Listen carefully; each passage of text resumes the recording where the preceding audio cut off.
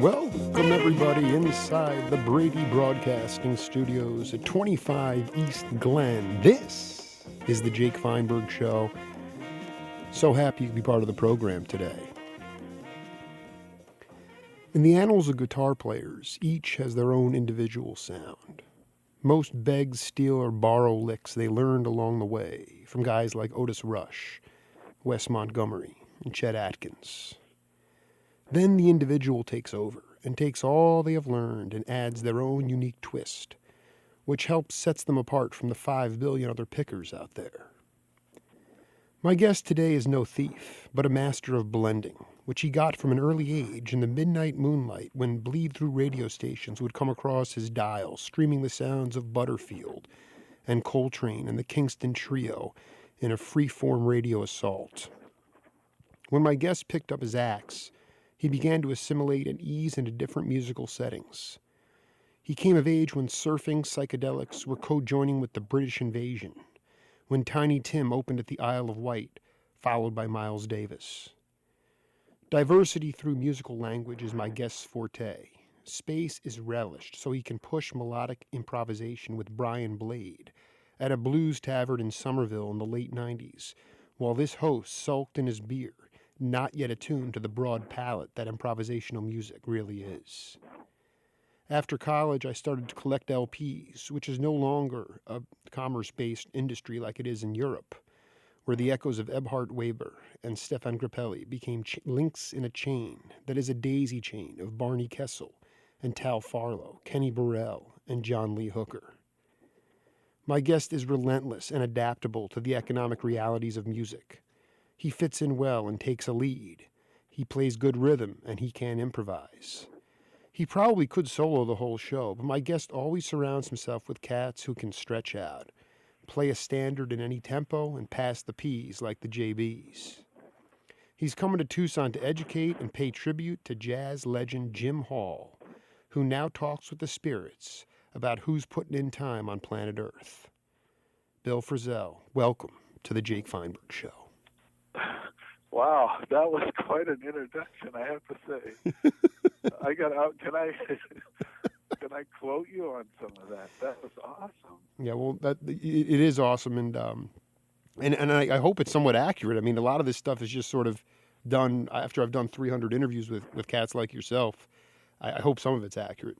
No, that was amazing because you just you touched on that whole time that it's my lifetime growing up in the 50s and up until now. That was you seem like you touched on every little bit of it. One thing I should say. Go ahead. When I come to Tucson, I'm not doing it gets confusing because it seems like every day I'm doing a different project, but it's actually a tribute to John Lennon, not Jim Hall. So okay, well those are very distinctly different characters there. So it's a John Lennon. I think that kind of fits right in with the way you were, the scope of what the music has become now and the way you were describing it. Well, I wanted to, I wanted to ask you, it's so interesting to talk to someone like yourself who, you were born in 51. I was hoping you could talk about the club scene in Denver that when you were younger, maybe even when you were still playing the clarinet, and the clubs that you would go to and you'd see this blending of rhythm and blues, country western, jazz, maybe all in the same week, and how it might have influenced your early guitar sound.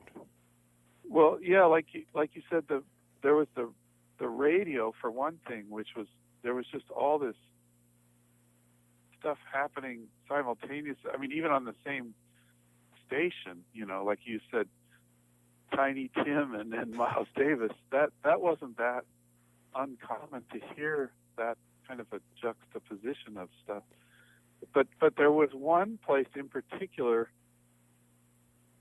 It was called the Denver Folklore Center, and it's still there, actually, not in the same location, but sort of a newer generation of this place. But I used to go there when I was just starting to play the guitar, and it was the most amazing kind of, it was a music store where they sold guitars, but then it was a big record shop, and then they had a little,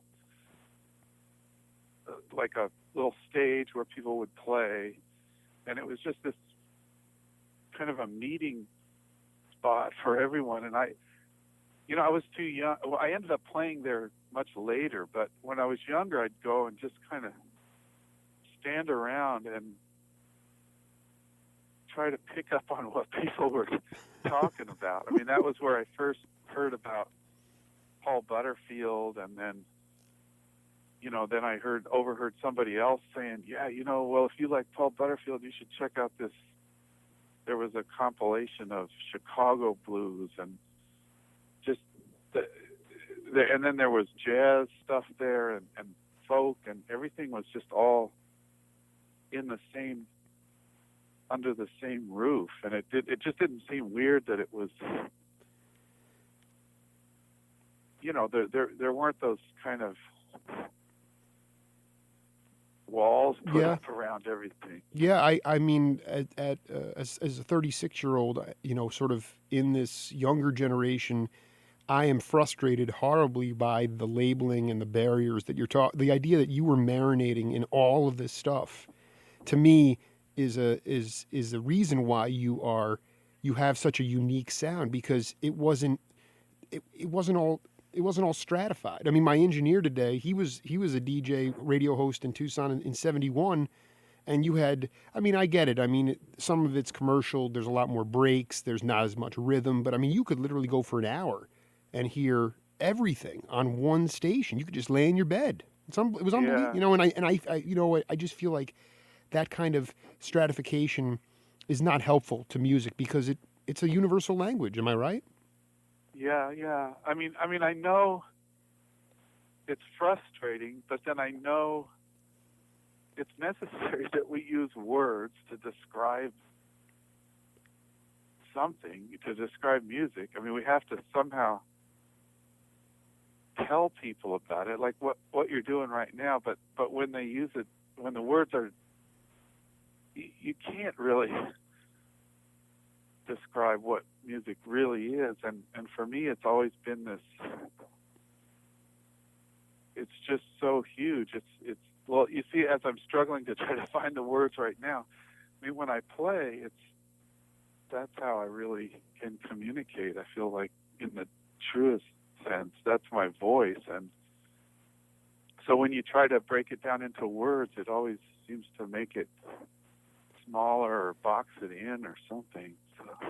No, and and you're right. I mean, what I'm doing, we're talking vocally, and like you said, you communicate non-verbally. But there was a cat, and I can't remember his name. You took guitar lessons with him at that folk center. I forget his name. Do you remember when you were younger? Well, there was a guy named Bob Marcus. That's it. Who is that cat? Well, I haven't seen him, since around that time. But he was one of those. He was a family friend. His parents were friends with my parents, but he was into all this stuff. I didn't even know what it was. Mississippi John Hurt and stuff that years and years later I realized, oh, that's what he was showing me. And those were some of the very, very first lessons I had, just barely pushing my fingers down on the strings, and then I remember when he got more into electric music. It's weird. This was all happening like I right parallel with Bob Dylan going electric and all that kind of stuff. It was. I remember from one moment listening to Bob Dylan's first records, and then that whole thing where he got an electric guitar and all that stuff. And then like you were in the introduction, you're talking about the British invasion and all that. I mean, it was unbelievable. Even what was on television, the Shindig and Hullabaloo, and there was all these music shows with bands playing, and it would just seem like, it wasn't unusual that it just seemed like everybody wanted to play the guitar, and it was just so much in the air. But then what we were learning from that, like hearing like when I come to Tucson, I'm playing this John Lennon music, and when I think back on when I first heard the Beatles, I didn't know that they had picked up stuff from Elvis Presley and Buddy Holly and or Chuck Berry and all. I thought this was some other kind of music that they. Right. Well, they did invent their own. They found their own way with it, but it was so many of those British guys that were showing us back here where we were coming from. It's kind of a crazy backwards way of finding out about your own country, when Rolling Stones are playing Muddy Waters songs and stuff, and I didn't know who Muddy Waters was, so. Oh, I mean, this is just great to talk to Bill Frisell so early in the morning. I wanted you to also talk a little bit about two cats that who were the first guys that where you realized that they didn't need to say anything verbally and they were able to communicate themselves. I just think it's important I want you to spend a little bit of time on two cats, Ray Santisi and Herb Pomeroy, because I've interviewed a lot of the guys from when Berkeley started. It was like a group of 300 guys in a row house. And, this is going back to like the Dick Burke and Gene Perla. And, there was, and I'm like, okay, so Bill was there late 70s or around that. So paint the picture for me and talk about the nonverbal expression of guys like Santisi and how they might have impacted your career. Well, you mentioned Herb Pomeroy, that he was, there were a few people there, but that I was inspired by, like, just in a gigantic way. Also, Mike Gibbs, arranger composer, who I'm still working with today. I love Gibbs. I forgot about Gibbs. Thank you for bringing him up. Yeah, he was someone. Wow. See, you mentioned one name and or one situation, and it's like a kaleidoscope of memories start coming back. But okay, I'll just go with where my mind is going. In the late '60s, when I started to, I heard Wes Montgomery. I'll try to make this quick. I could go off in a million different tangents. I just want you to go off. That's the point. Is that I want to turn you into a kaleidoscope today. But that was so. Hearing Wes Montgomery in high school was one of those just atomic bomb going off in my brain, and that opened this door to so much stuff.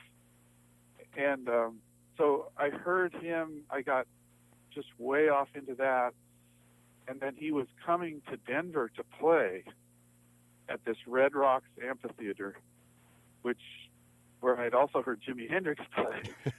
Speaking of kaleidoscopes, but right. So he was coming there, and I got the ticket, and then he passed away right before the concert. Wow. But I went, so I never got to see him live, but I went to the concert anyway, and at that concert was Thelonious Monk and Cannonball Adderley and Dionne Warwick and Gary Burton's quartet, which I'd never heard of Gary Burton. I didn't know what that was. Right. And there was Larry Coryell was playing guitar. And that was another one of these, like, what is going on? I was just, my brains were blown out by this music. Because that was where it was really, there's sort of link between all the rock and roll stuff that I've been listening to and all this new world of whatever you call it, jazz, I guess. But what I was getting at was a lot of the music that Gary Burton was playing, I didn't know that at the time, but it was written by Mike Gibbs. he wrote a lot of those tunes. And so gradually I found out who he was, and then when I went to Boston, I was like, I couldn't believe it that he was there. You know, he was one of my really big heroes and inspirations way before I had got to Boston, or I never would have dreamed I'd had the chance to study with him and then later play with him and stuff. So Mike was one of my teachers there, Mike Gibbs, as well as, and then Herb Pomeroy you mentioned was just, boy, I don't even know that level of musician. It's just, it's so rare, and I just feel so lucky that I was able to be around those guys and the generosity that they had and putting it out there, in a way that I could decipher. I mean, I'm still, well, that's just the nature of music. I mean, I've spent my whole life trying to figure it out, and I'm still dealing with just one little sentence that one of those guys would have said back then. It's enough for a lifetime of pondering. It's interesting because I was thinking about it as I was writing my intro. I said, I don't think that Bill was necessarily, hip to, or you weren't as a composer of songs. It's not like George Russell or you were, Gil Evans. It was really Mike Gibbs. Could you talk a little specifically about his arrangements and what was so tantalizing? Because you're right. It's like you go to Red Rocks. First of all, seeing Wes Montgomery at Red Rocks, I mean, I know he didn't make it, unfortunately, but that output, that's a pretty big venue. I can see Hendrix there, but more. Yeah. More to the point, the idea that you were putting vibes and even Gary Burton's quartet in an amphitheater like that, that to me is beautiful because it's not an intimate place. It's huge. But talk a little bit about Gibbs's arranging style, because I was like, Bill has taken on this ferocity of writing these songs. I'm like, well, who were his peers? A lot of the guys talk about Gil or other amazing cats, but Gibbs was your man. So what is it about his writing that you continue to work with him today? Well, it was the same. We've been talking about just being wide open to everything. He was listening to everything. He was always hanging out in the clubs. I'd be playing in some little bar in Boston, and he'd be in the back of the club. Just he really was listening to what. He's a writer, but he was so tuned in with what people were playing, and he had this way of like using what the musicians were playing rather than he didn't impose his own. Well, that's not. He had his own thing that he put there for you to use, but he really he thrived on the sort of uncertainty or the freedom that would happen when people were really playing together. And so he has this incredible way of, like in the last few years, I've done a couple concerts with him. We actually did a thing with a orchestra with the BBC Symphony where it was me and Joey Barron was playing drums, and then this whole orchestra, and Mike Gibbs orchestrated all this music, like mostly my tunes and stuff, but he would, so hard to describe the way he would, it's almost like he becomes an extension of what my fingers are doing or something. So it's like he takes the things that are in my imagination and actually brings them to life. It's when I'm playing the guitar, it seems like I'm always trying to play something that's not quite there. There's always something beyond my reach that I'm hearing, and I'm grasping at it. Wow. And that's what music, the way it works. You never can get there, but Mike can get you there, get sometimes a little closer to that sound or something, maybe. No, he's awesome. Yeah, no, I mean, you need to have guys that sort of metaphysical sort of connection where, he and also to me, it sounds like the greatest thing about the era that you grew up in was that there were guys that were really quite talented, and yet they kept their ego in check and then allowed people to sort of figure it out together. Like you said, it's definitely. I mean, that's every great musician. It's certainly the first thing that they figure out is that you're never going to figure it out. It's, Sonny Rollins or Bill Evans or the absolute masters that are there. They also, you could feel their, whatever, that humanity, or that where they knew that they were dealing with something bigger than what they could even do in a lifetime. Wow, that's heavy stuff. Tell me a little bit about coming to Tucson. You're doing the John Lennon tribute. How is that? Is it?